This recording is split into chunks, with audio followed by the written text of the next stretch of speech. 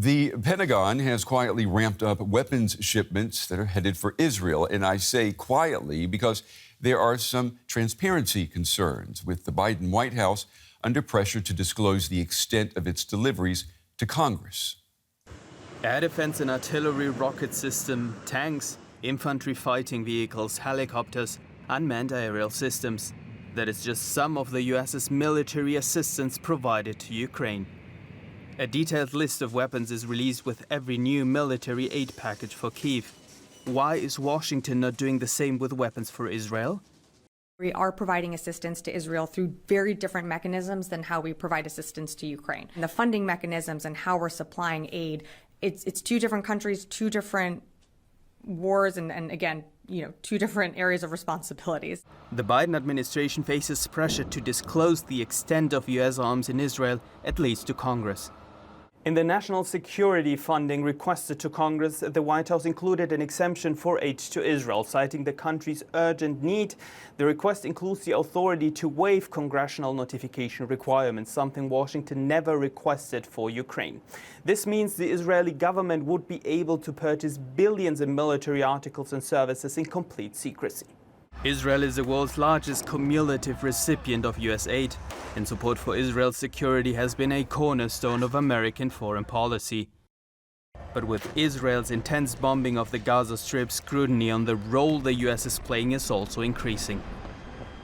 It is absolutely critical that Congress is able to review, to have transparency on all of the weapons that are going, so that it can determine, as it appropriates funds to taxpayer funds, frankly, to continue to buy these weapons that they're used for, the urgent defense needs, but that are not used in ways that contravene U.S. laws, policies, or international law on waging war. As accusations grow that the U.S. government is not complying with its conventional arms transfer policy, some Democrats are talking of conditioning future U.S. military aid to Israel. If that happens, the pressure on President Biden to take a more critical look at America's military support for Israel will only increase. I want to pull in now Clayton Allen. He's director for the United States at Eurasia Group and joins me from Washington, D.C. Clayton, it's good to have you with us tonight. What do you think is behind this double standard? Arms to Ukraine are publicly declared, military assistance to Israel shrouded in secrecy. First, thank you for having me. I think that the difference here has less to do with Israel and more to do with Ukraine, actually. Ukrainian aid is extraordinary. It was all supplemental funding requests, standalone bills that go beyond normal baseline funding, and it's been relatively politically sensitive.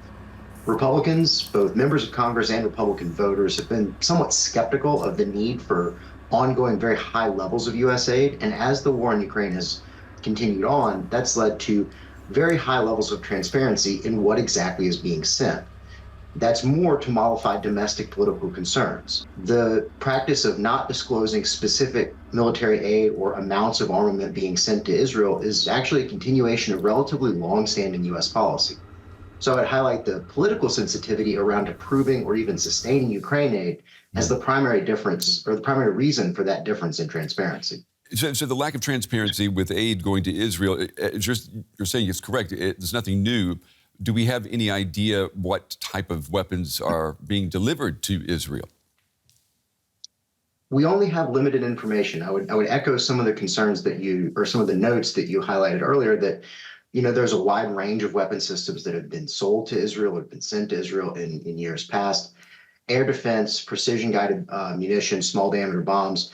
We know that those have been sent. Those have been highlighted by the Pentagon. I think the open question is what other things are being sent. One area of particular concern that's been highlighted by members of Congress and by the administration itself is small arms. There were some reports that the U.S. might constrain or limit shipments of small arms that were being sent out to Israeli security forces unless there was additional oversight or clarity offered in exactly who was ending up with those weapons. So there's a wide range of things being sent, but we don't have any specifics on what exactly that consists of. Well, Israel remains the largest recipient of U.S. military aid. The Biden administration recently requested that certain congressional oversight rules regarding weapon sales to Israel, that those rules be waived. Do we know why? It's really a matter of expedience. That's the White House's argument here. Congressional notification and review requirements add some amount of time. It might be weeks. It could, in some cases, be months, and in certain instances has been years of review and potential delay in weapons being sent. The Biden administration included a request to waive those provisions for Israel specifically, I think, to avoid the risk that any future aid package, once you've approved an overall amount of aid funding, you break it up into packages later on, to avoid the risk that any one of those future aid packages might be delayed. That's the best argument that we can kind of come up with, and the best reasoning we can come up with for why that was included. And there is some pushback coming from both Republicans and Democrats in Congress. They want to pin aid in both of these conflicts to funding in domestic issues. I'm talking about border security, the border between the U.S. and Mexico. Could this trigger a policy shift, in your opinion, for the government? It absolutely could. The negotiations around trading or marrying border security provisions and Ukraine funding, and that's really the trade-off that's being made here, they're ongoing. They're kind of at a lull right now in the Senate. There's every possibility, though I don't think it's likely yet, that you could see Ukraine aid curtailed or potentially delayed, forcing some lull in aid deliveries to Ukraine. Again, that's not my base case for what I think happens right now, but certainly that's on the table. Israel is a slightly different scenario. Republicans in the House are looking to cut spending elsewhere in the government to offset the cost of additional Israel aid. I don't imagine that that's actually going to be something that enters into U.S. law. I would imagine that Israel aid has a slightly clearer path or easier path to eventual approval in Congress. Clayton Allen with the Eurasia Group in Washington. Clayton, as always, we appreciate your time and your analysis. Thank you. Thank you. Well, I'm joined now by Bradley Bowman. He's a military and defense analyst and senior director of the Center on Military and Political Power at the Foundation for Defense of Democracies. He joins me from Washington. Brad, it's good to see you again. Arms to Ukraine are publicly declared. Military assistance to Israel is shrouded in secrecy. Is that a correct description? And if it is, why? Thanks for the opportunity to join you. I wouldn't say it that way, honestly. I would say that there has been radical transparency in terms of U.S. security assistance to Ukraine. For example, we know that the Biden administration has committed about $44 billion in security assistance to Ukraine since the February 24th, 2022 invasion. We know, we have the long list of weapons. In many cases, we know how many weapons. I would say that's not really the norm, and there are lots of reasons for that. One reason might be, particularly over time, we've seen a minority of the Republican caucus in the House of Representatives kind of dragging their feet and beginning to oppose support for Ukraine. And so the Biden administration increasingly, as time has gone on, has wanted to make the case on how this is helping the U.S. defense industrial base. And so disclosing those statistics helps reinforce that effort to try to build support.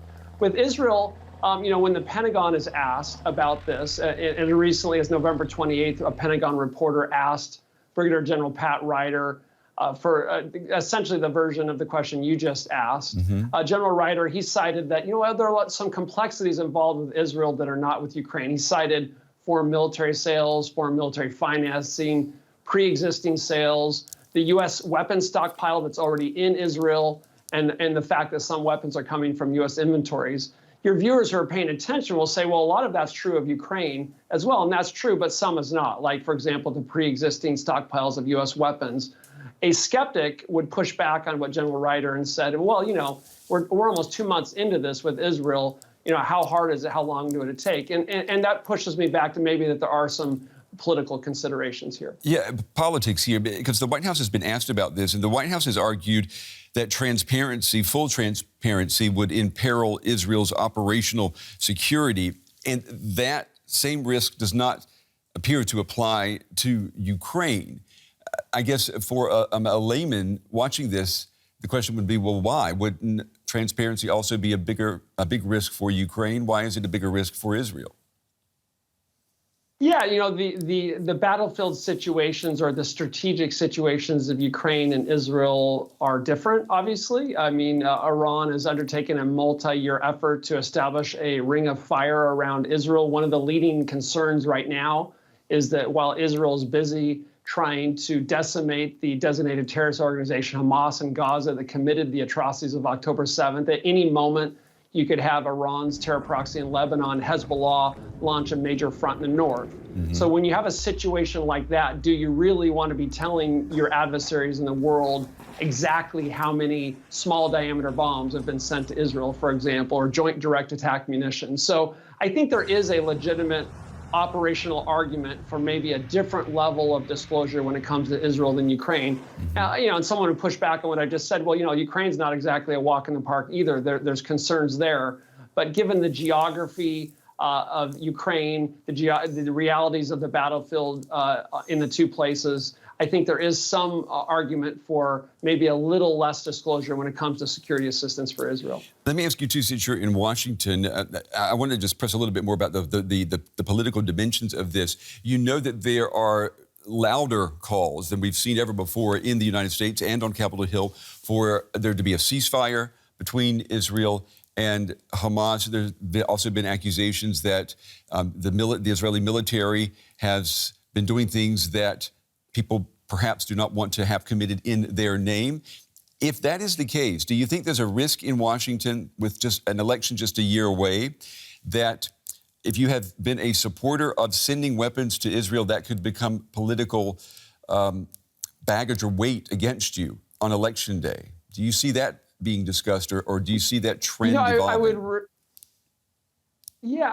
I'd respectfully press back on the premise a little bit. It's undoubtedly true that some on the far left have called for the White House to curtail or condition security assistance to Israel and apply pressure to permanently halt combat operations in Gaza. Thus far, the administration has, in my view, admirably resisted doing so. You see the vice president's speech a day or two ago. You saw Secretary Austin's speech at the Reagan Forum in California, where they applied a little bit more public pressure. But here's the thing that I think everyone needs to know, in my opinion, wherever they are in the political spectrum, that if you're concerned about going after the terrorists who committed the worst slaughter of Jews, a single-day slaughter of Jews since the Holocaust, then you want Israel to have the means to precisely kill those terrorists, the people that did that, so they can't do it again, while minimizing civilian casualties. And if you cut off the U.S. provision of precision-guided munitions, you're going to do exactly the opposite. You're going to make it harder for them to kill these terrorists, and you're going to, despite the ongoing best efforts of Israel to minimize civilian casualties, you're going to have more civilian deaths. And by the way, you're probably going to extend the war and thereby increase civilian suffering. So this really, as someone who digs into these issues, it really is an instance where I think people with a particular agenda are pushing for something that will directly undermine their primary goals. Brad Bowman, as always, good to talk with you. Good to get your insights tonight. As always, thank you. Thank you.